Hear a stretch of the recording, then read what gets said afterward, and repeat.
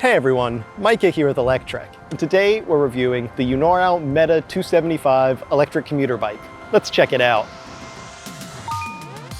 The Eunorau Meta275 is your prototypical commuter e-bike, but with some nice features that you might not have expected. Plus, it's actually quite comfortable, both to sit on and to pedal. You'll appreciate the first one more if you're just a throttle user, as you can zip around without pedaling and enjoy the comfortable saddle and the more relaxed seating position than you'd normally find on a commuter bike. Combine that with the adjustable handlebars that can be dialed in to find the height and angle you like, plus the front suspension to take care of those pesky potholes, and you've got yourself a comfortable commuter cruiser here. The tires are only 2.6 inches wide, which used to be a totally normal and in fact almost slightly wider than average tire, but after the last few years of getting smacked over the face with fat tire e-bike after fat tire e-bike, they start to sound almost small. But for a commuter e-bike, this is what you want. Narrowish tires that keep things efficient. And since you've got that front suspension up there, you can go with more narrow tires without feeling the associated downsides as much. But like I said, the comfort isn't just about sitting on the bike or the touch points, it's also the included torque sensor, which means that when you're actually pedaling the bike, the pedal assist feels nice and smooth, as if the 30 kilo or 67 pound bike is more in tune with your actual power desires and not just spinning up the motor to whatever speed it thinks you want to go. Combined with the 9-speed transmission, giving you more gear ratios for you pedal-happy folks, the bike is actually quite nice to pedal, and you get that responsive pedal assist that feels oh so good. Like, really, it is hard to go back to a cadence sensor bike after enjoying the luxury of a good torque sensor.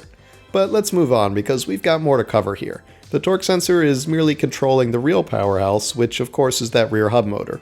I know it looks like maybe there's a mid-drive motor hidden in there somewhere by the pedals, but that's just the frame. The real motor is in back.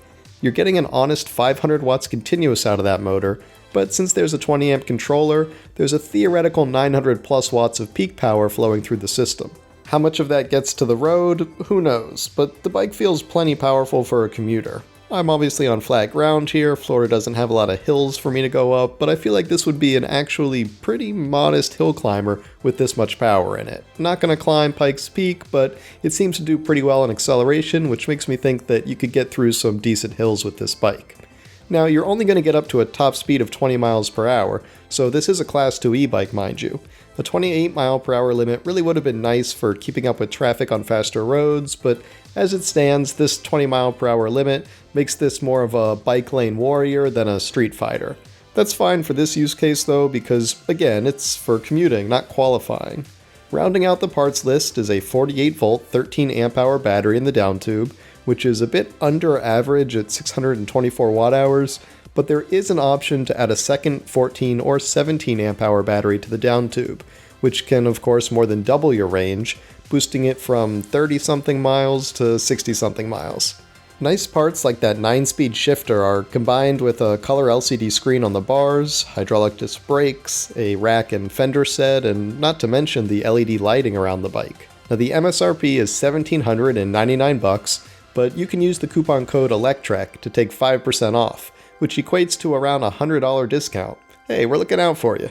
All told, I wouldn't have minded having a bit more power or speed, getting up to 28 miles per hour would have been nice, but the torque sensor and the hydraulic brakes have me singing the Meta275's praises. $1,700 or so is not bad for these parts, and the bike even comes in both a step-through or a step-over frame, so I'm fairly smitten here. My socks are not completely blown off, but I'm in danger of having some cold heels. It's a nicely designed e-bike that feels good to ride, and it would make a potent commuter vehicle to replace a daily car or bus ride. What's not to like about that?